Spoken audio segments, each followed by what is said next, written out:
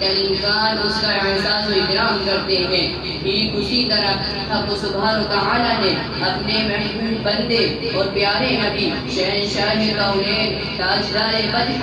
حضرت محمد مصطفیٰ صلی اللہ علیہ وسلم کے احساس و اکرام سے اس عالم کو پیدا کیا۔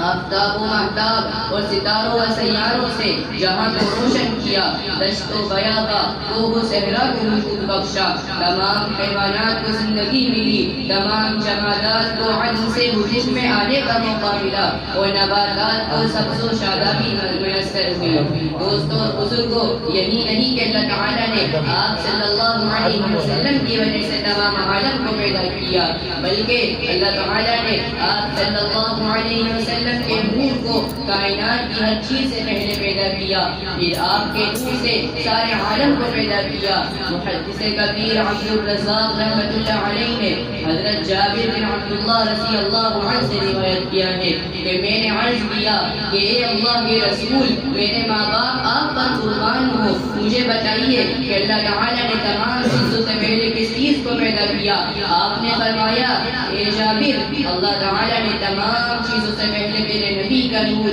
اپنے نور یعنی اپنے نور کے پیٹ سے پیدا کیا۔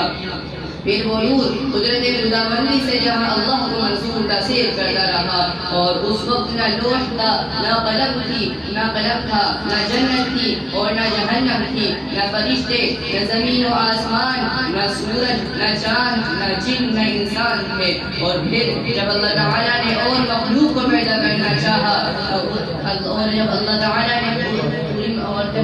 نے اور مخلوق کو پیدا کرنا چاہا تو اس نور کے 4 حصے کیے، اور ایک حصے سے قلم پیدا کیا، دوسرے سے لوح محفوظ اور تیسرے سے عرش۔ سامعین اکرام، چونکہ وجود عالم کا مقصد اصلی تاجدار مدحت کی تشریف آفرین تھی، اس لیے حضرت آدم علیہ السلام سے لے کر سیدنا عیسیٰ علیہ السلام تک ہر نبی ہر زمانے میں اپنی اپنی امت کو آپ صلی اللہ علیہ وسلم کی بشارت دیتے رہے اور وصیت کرتے رہے کہ اگر وہ تمہارے زمانے میں وہ مبعوث ہو جائیں تو تم ضرور ان کی اتباع کرنا۔ چنانچہ حاکم رحمۃ اللہ علیہ نے حضرت ابن عباس رضی اللہ عنہما سے نقل کیا ہے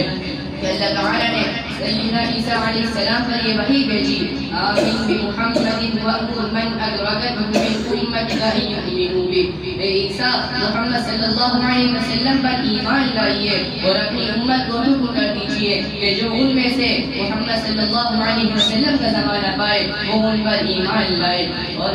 رسول اللہ صلی اللہ علیہ وسلم نے بھی ارشاد فرمایا، انا دعوت ابی ابراہیم و بشار